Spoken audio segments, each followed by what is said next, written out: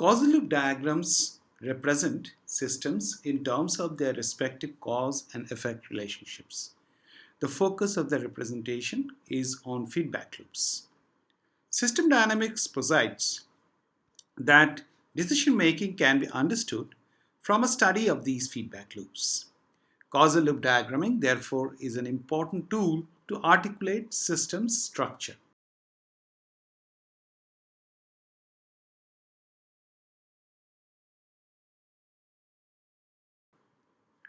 A causal loop diagram shows causal links. In a causal link, we see two variables connected by an arrow. The link denotes a particular causal influence between the variables. The tail denotes the cause variable, and the arrowhead represents the effect variable.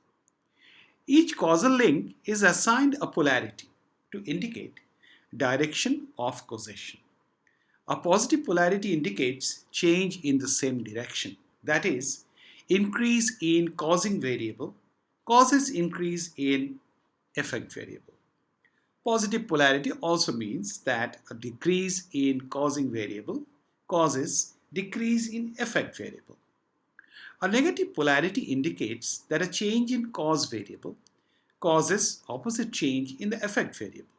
In other words, increase causes decrease and decrease causes increase. In this example, we show a cause-effect relationship between birds and population. The causal link shows that change in birds causes change in population. The polarity is positive. This indicates that if birds increase, population increases. If birds decrease, population decreases. While saying increases or decreases, we say it more precisely and say increases above what would have been otherwise, or decreases below what would have been otherwise.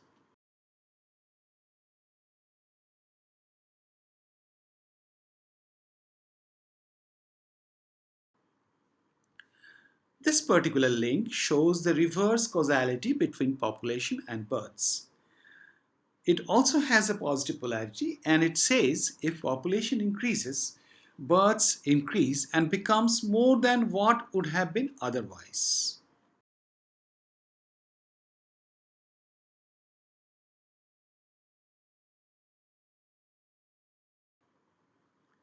Thus, we see that birds and population are connected by a sequence of causal links which takes the form of a feedback loop. This representation gives a new meaning to the effect of a small change in, say, population. Imagine that there has been a small change in population. By this structure, this increase increases birds. In turn, population increases further. The change continues to push population to higher and higher level. In other words, the structure reinforces the change. Note that we could have started with a change in births as well and gotten the same outcome, that of reinforced change. Polarity of feedback loops indicate how a loop propagates change in any of its values. In this instance, for example, the loop has a positive polarity and is termed as a reinforcing loop.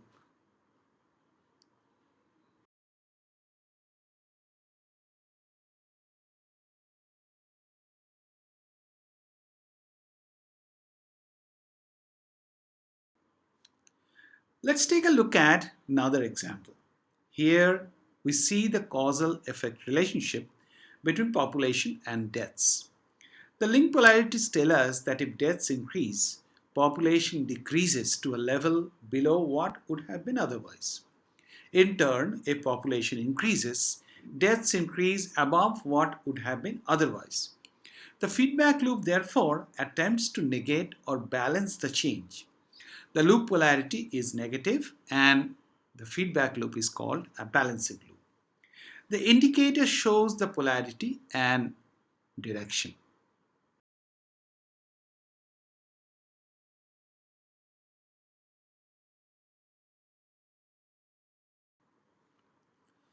Link polarities describe the structure of the system. They, however, do not describe the behavior of the variables. Consider the diagram that is more complete representation of population and births, as it shows an additional variable to make the picture more complete. In the reinforcing loop, an increase in the fractional birth rate means that births will increase above what would have been otherwise. And a decrease in fractional birth rate means the births will fall below what would have been otherwise. The fractional birth rate might increase, it might decrease. The causal diagram, however, just tells you what would happen if the variable were to change.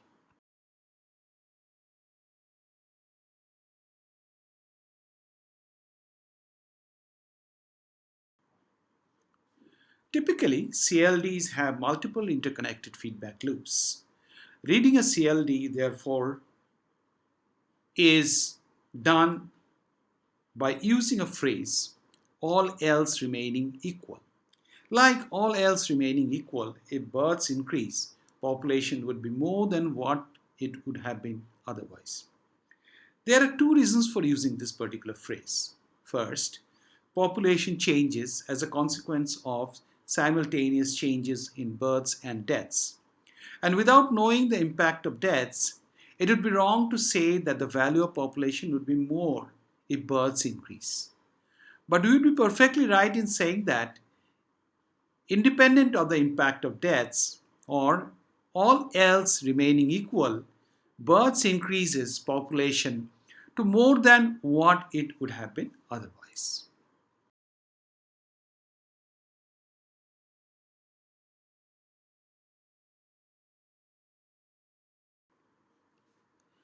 A system dynamics model must mimic the structure of the real system well enough that the model behaves the same way the real system would. Behavior includes not only replicating historical experience, but also responding to circumstances and policies that are entirely novel and those that the managers would like to try out. Every link in your diagram, therefore, must represent what you believe to be causal relationships between the variables and not mere correlations.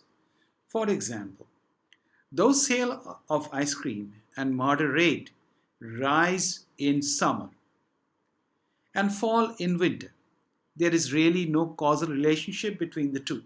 Instead, both are causally linked to average temperature.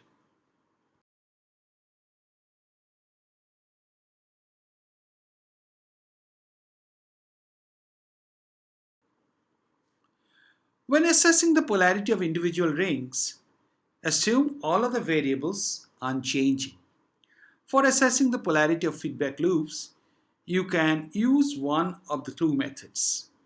The quick way to tell if a loop is positive or negative is to count the number of negative links in the loop. If the number of negative links is even, the loop is reinforcing. If the number is odd, the loop is balancing.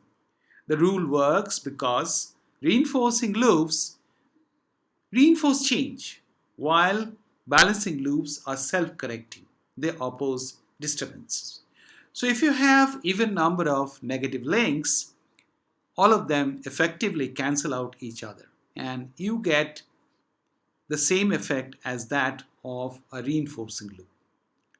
The right way to determine the polarity, however, is to trace the effect of a small change in any one of the variables and watch how it propagates around the loop.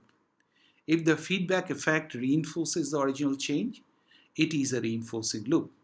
If it opposes the original change, it is a balancing loop.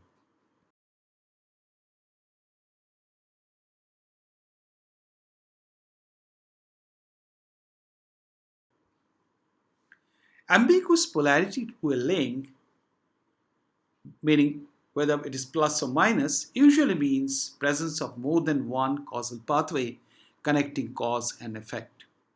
In the example, price has at least two effects on revenue. One, it determines how much revenue is generated per unit sold, and two, it affects the number of units sold. If demand is quite insensitive to price, then the lower path is weak. Price raises unit revenue more than it decreases sales, and the net effect of an increase in price is an increase in revenue.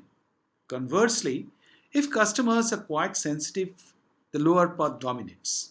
The increase in revenue per unit is more than offset by the decline in the number of units sold, so the net effect of a price rise is a drop in revenue. Separating the pathways allows you to specify different delays, if any. In the example above, there is likely to be a long delay between the change in price and the change in sales, while there is little or no delay in the effect of price on revenue.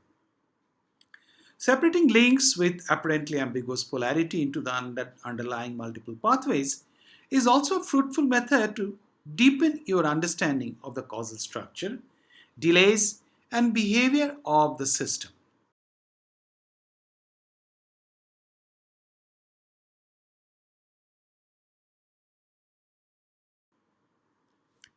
Delays are critical in creating dynamics. Delays give systems inertia, can create oscillations, and are often responsible for trade offs between the short and long run effects of policies. Your causal diagram should include delays that are important to the dynamic hypothesis or are significant relative to your time horizon. When the price of a good rises, supply will tend to increase, but often only after a significant delay, while new capacity is ordered and built while new firms enter the market.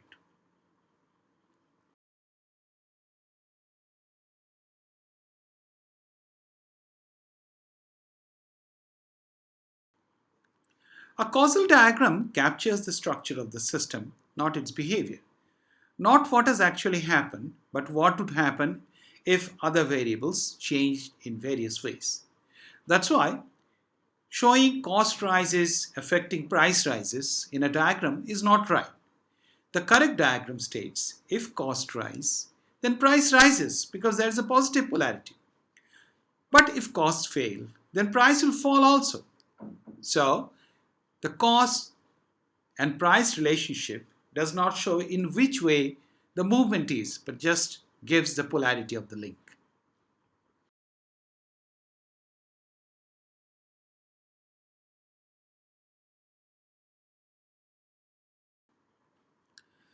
Causal loop diagrams are designed to communicate the central feedback structure of your dynamic hypothesis. Having too little detail makes it hard for your audience to grasp the logic and evaluate the plausibility and realism of your model.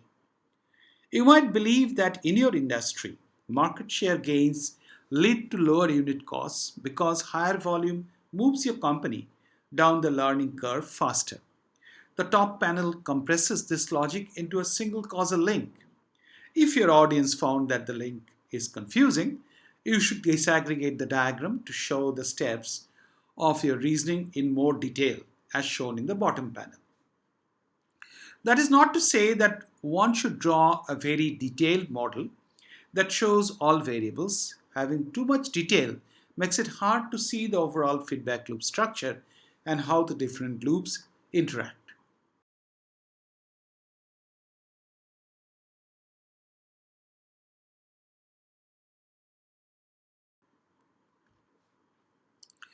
Goals are the desired state of the system, and all balancing loops function by comparing the actual state to the goal and then initiating a corrective action in response to this discrepancy.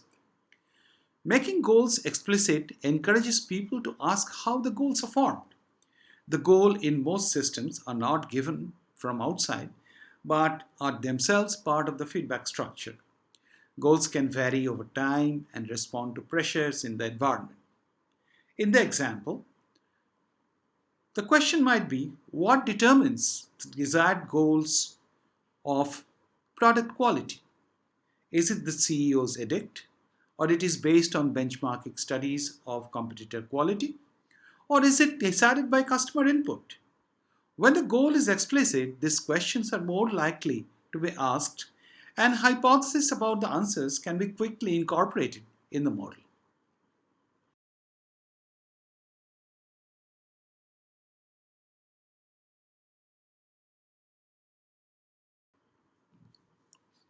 Often there are significant differences between the true state of affairs and the perception of that state by the actors in the system. There may be delays caused by reporting and measurement processes. There may also be noise, measurement error, bias, and distortions. In the quality management example shown here, there may be significant delays in assessing quality and in changing management's opinion about product quality. Separating perceived and actual condition helps prompt questions such as how long does it take to measure quality? Or say to change management's opinion about quality even after the data are available? Or time taken to implement a quality improvement program? So, it is always recommended that you show the real state and the perceived state as two separate variables in the diagram, like shown here.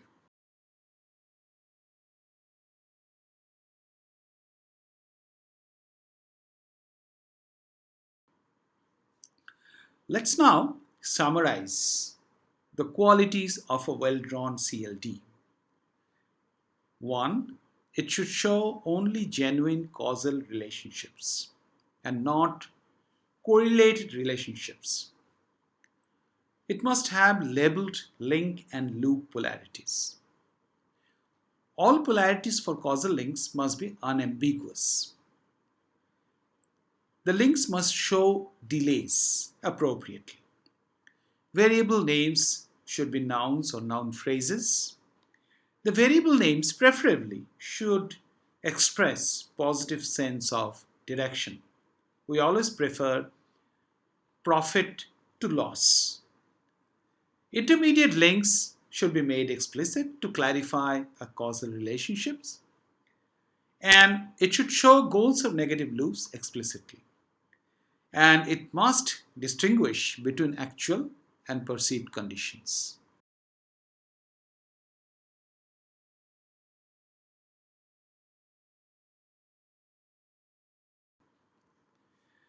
The question might be, how are CLDs used in the modeling process? CLDs are actually a very high level view of the system, and hence it can be made simple, it can be drawn quickly, and can be used to quickly capture hypotheses about the causes of dynamics. It's very simple to follow. So, it can be used to elicit and capture the mental models of the audience or stakeholders. And it can also be used to communicate the important feedbacks the modeler believes are responsible for a problem. Thank you.